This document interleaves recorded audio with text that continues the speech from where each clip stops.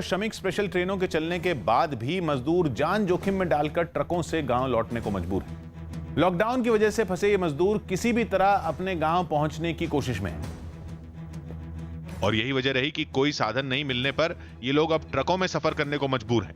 लखनऊ से सामने आई ऐसी ही तस्वीरों से सड़क से गुजर रहे ट्रकों पर कई मजदूर सफर करते दिखाई दिए। ये मजदूर अपनी जान की परवाह किए बिना सामान से भरे ट्रकों पर बैठे दिखे। महाराष्ट्र, राजस्थान, दिल्ली जैसे राज्यों से भारी संख्या में मजदूर कामगार श्रमिक आ रहे हैं। आप देखिए किस तरह से जो ट्रकें जैसे खड़ी होती हैं, एक तरीके से मारा मारी की स्थिति हो जाती है। कई महिलाएं और छोटे बच्चे भी सड़क किनारे गाड़ी के इंतजार में खड़े नजर आए और जब कोई साधन नहीं मिला तो किसी तरह ट्रक पर ही सवार होकर अपने गांव की तरफ बढ़ गए। इन मजदूरों ने सरकार पर भी कोई इंतजाम नहीं करने का आरोप लगाया। कैसे आए यहाँ तक एक ट्रक मिल गया था, थोड़े दूर आए, उसके बाद पैदल फिर आ रहे हैं। पैदल आ रहे हैं। वहाँ सरकार खाना पीना नहीं दे रही, कुछ व्यवस्था नहीं था।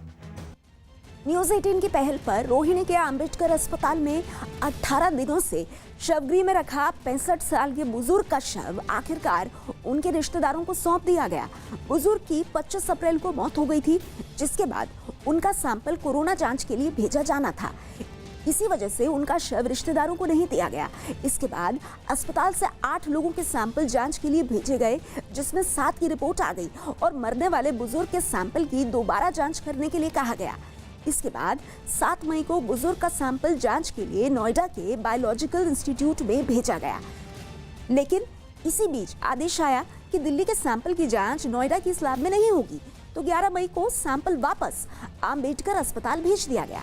आखिरकार 13 मई को इस खबर के दिखाए जाने के बाद कल बुजुर्ग का शव और जांच रिपोर्ट दोनों उनके रिश्तेदारों को सौंप दिए गए। अस्पताल की तरफ से कोरोना की जो जांच रिपोर्ट सौंपी गई वो नेगेटिव थी। आज उनकी बॉडी हमें मिल गई है और हमने आज उनका क्रियाक्रम कर दिया है। मैं धन्यवाद देना चाहता हूं न्यूज़ 18 इंडिया का, जो उनके सहयोग से आज हमें ये जो हमारे घर पे ये दिक्कत हो रखी थी ये कंप्लीट आज पूरी हो गई और मैं इसके लिए तहे दिल से उनका शुक्रगुजार हूँ। हिमाचल प्रदेश के लाहौल स्पीति में 18 छात्रों को किलांग के एक होटल में क्वारंटीन किया गया। लॉकडाउन के बीच ये छात्र चंडीगढ़ में फंसे थे, जिन्हें 4 मई को कुल्लू पहुंचाया गया था, जहां ये छात्र 10 दिन तक क्वारंटीन में रहे।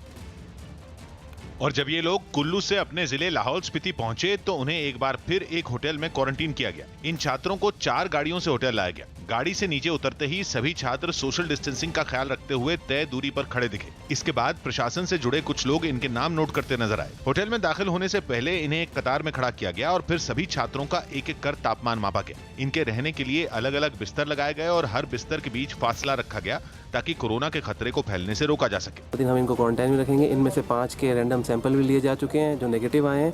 आज भी कुछ बच्चों के हम रैंडम सैंपल लेंगे। बताया गया कि क्वारंटीन का वक्त पूरा करने के बाद इन छात्रों की जांच होगी और सब कुछ ठीक होने पर उन्हें घर भेज दिया जाएगा।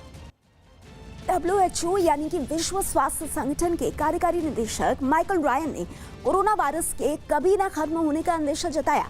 माइकल रायन मेडिकल इमरजेंसी से जुड़े एक कार्यक्रम में बोल रहे थे। रायन को डर है कि कहीं HIV की तरह कोरोना वायरस दुनिया में हमेशा रहने वाला वायरस साबित ना हो जाए। Virus may become just another endemic virus in our communities, and this virus may never go away.